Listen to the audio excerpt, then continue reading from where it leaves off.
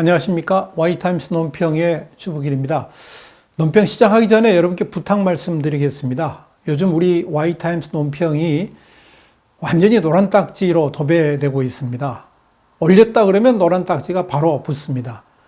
그 이야기는 우리 Y타임스 논평이 많이 이렇게 퍼지는데 제약이 많다는 사실입니다. 우리 독자 여러분들께서 이 Y타임스 논평을 보시고 여기저기 많이 퍼날라 주는 것이 우리 Y타임스 논평을 널리 확산시키고 또 도와주는 방법이다. 그렇게 말씀을 드립니다. 여러분의 많은 협조를 부탁드리겠습니다. 논평 시작하겠습니다. IS 수계를 미군이 공격해가지고 사망케 했습니다. 이것은 김정을 향한 트럼프의 경고라고 보여집니다. IS의 수계를 제거하는 것, 이것은 김정은에게는 아주 큰 위협으로 다가갈 것으로 보입니다. 트럼프 대통령은 알-바그다디 생포 또는 사살이 국가 안보의 최우선 과제다 이렇게 밝힌 바 있습니다. 그런 의미에서 2019년 마지막 세 달은 한반도에서 불확실성이 아주 높아지는 시기가 될 것이다. 그렇게 보여집니다. 도널드 트럼프 미국 대통령이 27일 날 현재 시각인데요. 이슬람 순위파 극단주의 무장 조직인 이슬람 국가, 그러니까 IS의 수괴인 아부 바크르 알-바그다디가 미군의 공격으로 사망했다고 공식 발표를 했습니다. 전날인 26일 저녁에 중대 성명 발표를 예고했었죠. 이 트럼프 대통령이 27일 날 아침에 백악관에서 어젯밤 미국은 세계에서 가장 위협적인 테러리스트 리더에게 정의의 심판을 내렸다 그러면서 그는 죽었다라고 선언을 했습니다. 트럼프 대통령은 그는 가장 무자비하고 폭력적인 테러 조직 IS의 창시자였고 미국은 오랜 시간 그를 추적했다 그러면서 그를 생포하거나 죽이는 것은 우리 행정부의 국가안보 최우선 과제였다라고 말을 했습니다. 사망한 알-바그다디는 2014년 6월 이라크 모술에서 이슬람 국가 수립을 선포한 인물인데요. IS의 상징이라고 할 정도로 핵심 인물이었습니다. 시리아 난민을 돕다가 IS에 납치돼서 희생되었던 미국 여성 인권 활동가 이름을 따가지고 케일라 뮬러 작전이라고 이름을 붙인 이번 알-바그다디 제거 작전은 시리아에 칠흑 같은 어둠이 깔린 27일 날 새벽, 미국 시간은 26일 날 오후에 실시가 됐습니다. 미군 특수부대는 시리아 북부 이들랍주의 브리사 마을에 8대의 헬기와 1대의 전투기 등을 투입해가지고 알-바그다디가 살고 있는 은신처를 공습했고요. 지상에서도 이제 특수부대가 투입된 것으로 전해졌습니다.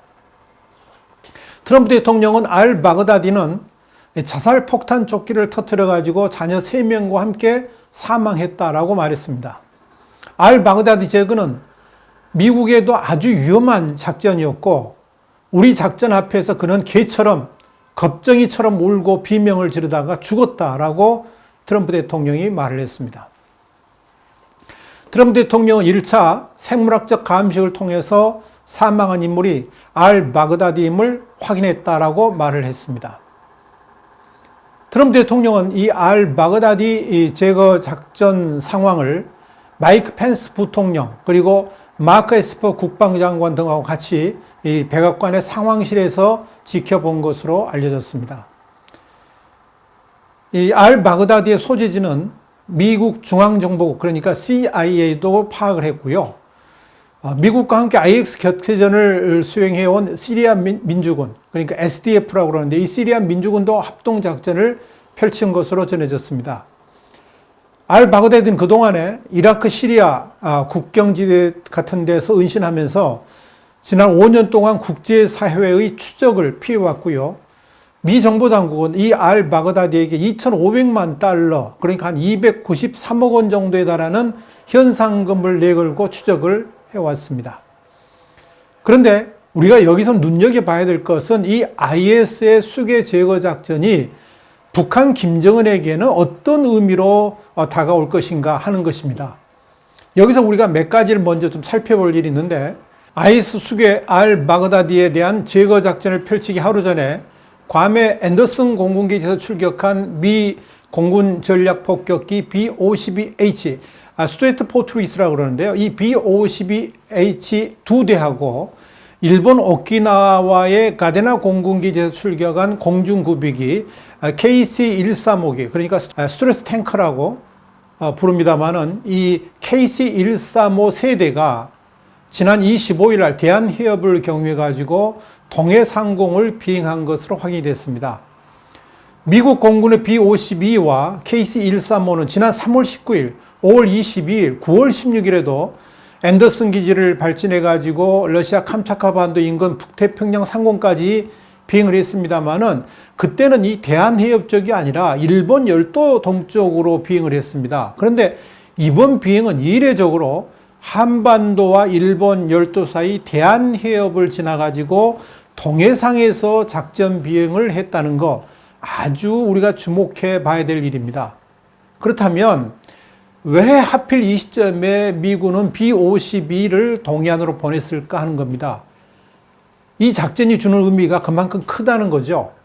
북한 비핵화하고 관련해 가지고 미북 간 협상이 지지부진한 데다가 북한의 위협적 발언이 연이어 터져 나오는 시점, 그리고 IS숙의 알-바그다디에 대한 제거 작전을 펼치기 하루 전에 B-52를 한반도로 출격시켰다는 것은 북한이 핵미사일 도발을 강행하면 언제든지 IS 수계를 처단했던 것 같이 북한한테도 동일한 작전을 펼칠 수 있다는 그런 의미로 받아들여집니다.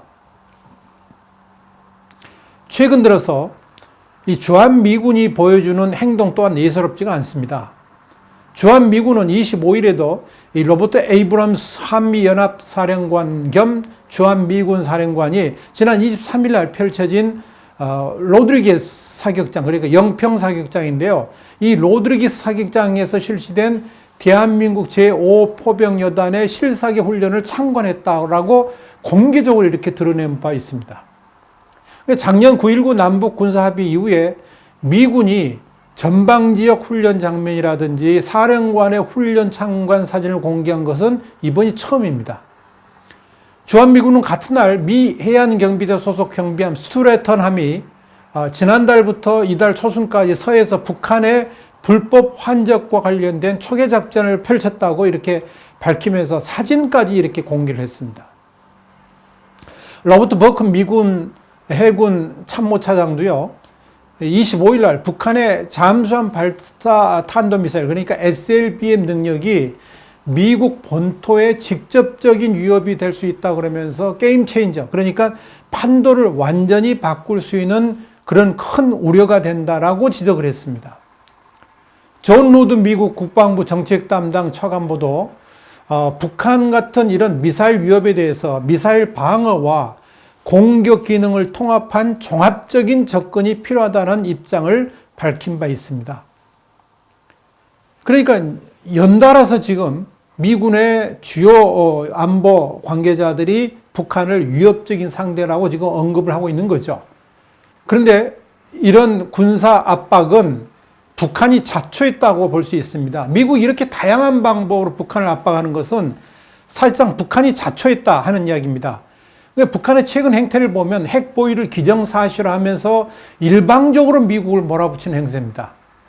내년에 트럼프 대통령의 재선에 걸린 선거가 본격화하기 이전에 이걸 이제 이용해 가지고 미국의 양보를 받아내려고 하는 속셈입니다. 지난 24일에는 김계관 외무성 고문이 김정은과 트럼프 대통령 간의 친분이 충분히 유지되고 있지만 이런 친분 관계에 기초해 가지고 조미, 그러니까 미북 사이에 가로놓인 모든 장애물들을 극복하고 두 나라 관계를 보다 좋은 방향으로 전진시킬 수 있는 동력이 마련되기를 바람하지 않는다 그랬습니다. 그러면서 문제는 트럼프 대통령의 정치적 식견과 의사와는 거리가 멀게 워싱턴 정가와 미국 행정부의 대조선 정책 작성자들이 아직도 냉정식 사고와 이데올로기적 편견에 사로잡혀가지고 우리를 덮어놓고 적대시하고 있다라고 비판을 했습니다. 그러면서 김경환은 우리는 미국이 이번에 어떻게 연말을 지혜롭게 넘기는가를 보고 싶다라고 그랬습니다. 김정은이 말한 2019년 말 비핵화 협상 타결 시한을 다시 한번 강조한 셈입니다. 심지어 김계관 담화 4월 말 27일에는 하노이 노딜 이후에 통일전선부장에서 밀려난 김영철까지 앞세워가지고 대미 강경 메시지를 전하면서 미국의 대북 정책 변화를 압박했습니다. 김영철은 이날 담화에서 최근 미국이 우리의 인내심과 아량을 오판하면서 대조선 적대시 정책에 더욱 발광적으로 매달리고 있다 그러면서 재반 상황은 미국이 이 셈법 전환과 관련된 우리의 요구에 부응하기는커녕 이전보다 더 교활하고 악랄한 방법으로 우리를 고립 압살하려 하고 있다는 것을 보여준다라고 비난을 했습니다. 그러면서도 조미 관계가, 그러니까 미북 관계가 지금까지 유지되고 있는 것은 두 정상 간의 친분 관계 덕분이다, 이렇게 말을 하면서 이런 것들이 있긴 하지만 모든 것에는 한계가 있는 법이라 그러면서 미국을 압박했습니다. 김영철은 또 이런 말도 했습니다. 양국 정상 간의 개인적 친분 관계를 내세워가지고 시간 끌기를 하면서 이 해마를 무난히 넘겨보려고 생각한다 그러면 그것은 대단히 어리석은 망상이라 그러면서 나는 영원한 적도 영원한 법도 없다는 외교적 맹고가 영원한 적은 있어도 영원한 친구는 없다는 격언으로 바뀌지 않기를 바란다. 뭐 이런 말까지 하면서 사실상 협박을 가한 셈입니다. 이런 김영철의 담화는 현재 미북 간 비핵화 협상 지지부진 책임을 트럼프 대통령이 아니라 미국의 외교 관료들에게 돌리면서 트럼프 대통령의 통 큰 결단, 톱다운 방식의 해결을 촉구한 것으로 이렇게 해석되고 있습니다. 특별히 북한이 내놓은 일련의 담화는 올 연말까지 미국이 북한 요구를 받아들이지 않으면 우리 갈 길을 간다는 그런 압박으로 보여집니다. 그러니까 미국을 위협한 거죠. 더불어 김정은이 지난 4월 10일 최고인민회의 시정연설에서 공개적으로 표명을 했지 않습니까? 북핵 해결 시한 2019년 말을 앞두고 그만큼 김정은이 초조해지고 있다는 반증이다, 이렇게 해석이 됩니다. 북한 입장에서는 11월 중순 이후부터는 연말을 평가하는 총화를 해야 되고요. 또 내년 신년사를 준비해야 되는데 미국이 북한의 요구, 특히 대북제재 해제 같은 그런 성과가 전혀 보이지 않는 상황에서 뭔가의 성과가 필요한데도 지금 아무 희망도 보이지 않는 답답함을 그런 일련의 담화를 통해서 표출시키고 있다라고 볼 수가 있을 겁니다. 특별히 김정은의 백두산 백마쇼, 또 금강산 남측 시설물 철거 지시와 함께 김계관, 김영철로 이어지는 일련의 대미 압박은 북한 도발 위협의 강도를 최대치로 높이고 있는 것으로 보여지는데요. 이것은 미국의 특별한 행동이 없다 그러면, 그러니까 대북제재 완화라든지 북한의 비핵화를 용인한다든지 뭐 이런 행동이 없다 그러면 SLBM 도발이라든지 ICBM 발사 같은 두 번째 단계 행동으로 나설 수도 있다는 그런 협박으로 보여집니다. 그러니까 이건 사실상의 미국에 대한 최후 통첩성 발언이라 할 수 있는 거죠. 그러니까 상황이 이러니까 미국에서 당연히 대응에 나설 수밖에 없는 겁니다. 여기서 뭐 첨언하를 드리자면 금강산에서의 남측 시설물 철거 지시도 결국은 남측에 미국의 제재와 무관하게 금강산 관광을 즉각 재개하지 않는다 그러면 아예 남측 시설물들을 다 쓸어버리겠다, 이런 엄포로 보는 것이 맞을 것 같습니다.